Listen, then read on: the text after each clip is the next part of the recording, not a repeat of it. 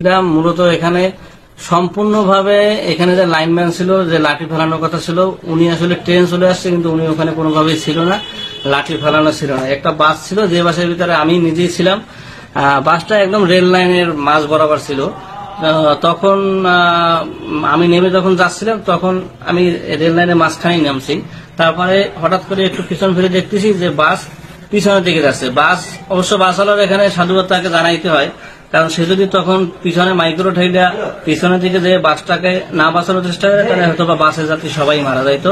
সেক্ষেত্রে বাসওয়ালার আসলে ধন্যবাদ দেওয়া যায়, কিন্তু এখানে সম্পূর্ণভাবে আসলে দোষী হচ্ছে ওখানকার লাইন ম্যানেজার। উনি ট্রেন আসা সত্ত্বেও উনি ওখানে ছিল না, ট্রেনে লাঠি উঠানোই ছিল, ট্রেনের গতিতে চলে গেছে, সে তো আর ব্রেক করতে পারবে না। তার লাঠি না ফেলানোর কারণে বাচ্চাটা আসলে মূলত মারা গেছে। এইভাবে বাসটা ছিল আপনার রেল লাইনের মাঝ বরাবর।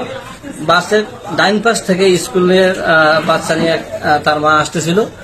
বাসের মাঝখান বরাবর ছিল বাচ্চা আর বাচ্চার মা। বাস যখন বাসের যাত্রী বাঁচানোর জন্য পিছনের দিকে গাড়ি নিয়ে গেছে তখন রেল চলে আসছে, বাস পিছনে চলে গেছে, বাচ্চার মা মাঝখানে পড়ে গেছে। বাচ্চার মা কোনোভাবে আসতে পারছে কিন্তু বাচ্চা আসলে আনা সম্ভব হয় না। সেক্ষেত্রে বাচ্চা রেল লাইনের মাঝ বরাবর একদম রাস্তা থেকে বাচ্চাকে পিছতে অন্তত 20 হাত দূরে নিয়ে গেছে। সেক্ষেত্রে বাচ্চার পা একটা কেটে পড়ে গেছে আর মাথা থেকে রক্ত, জখম, ঘিলু আসলে সবই বের হয়ে গেছে। আসলে আমি নিজেই আবির্ভূত হচ্ছে এই ঘটনার নিজ সাক্ষী। আমি আসলে দেখা যায় না।